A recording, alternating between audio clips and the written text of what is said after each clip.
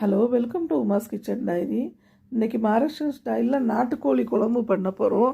ரொம்பவே சூப்பராக இருக்கும். இதுக்கு ஒரு கொத்து கொத்தமல்லி இலை, நம்மளுக்கு ஒரு வெள்ளைப்பூடு, நாட்டு வெள்ளைப்பூடு எடுத்துருக்கேன். அது மாதிரி கொஞ்சம் இஞ்சி எடுத்து நீங்கள் உங்கள் மெஜர்மெண்ட்டுக்கு தக்க நீங்கள் எடுங்க. நான் 1 கிலோ சிக்கனுக்கு இந்த மெஜர்மெண்ட் சொல்கிறேன். அதுக்கப்புறம் இதை நல்லா மையாக அரைச்சி வைங்க.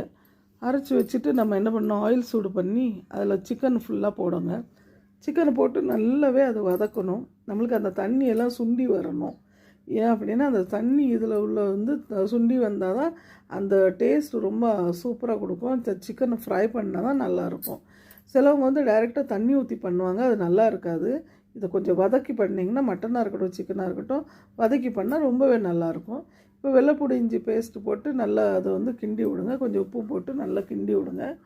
இப்போ அது கொஞ்சம் தண்ணி வற்றி பாருங்கள். இதில் வெந்நீர் ஊற்றி குழந்தைகளுக்கு கொஞ்சம் சூப் மாதிரி போட்டு கொடுக்கறனாலும் இதை நீங்கள் சூப்பு தனியாக எடுத்து கொடுக்கலாம்.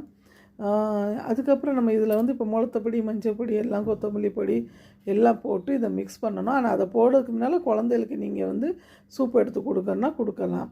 அதுக்கான வெந்நீர் ஊற்றுங்க, பச்சை தண்ணி ஊற்றாங்க.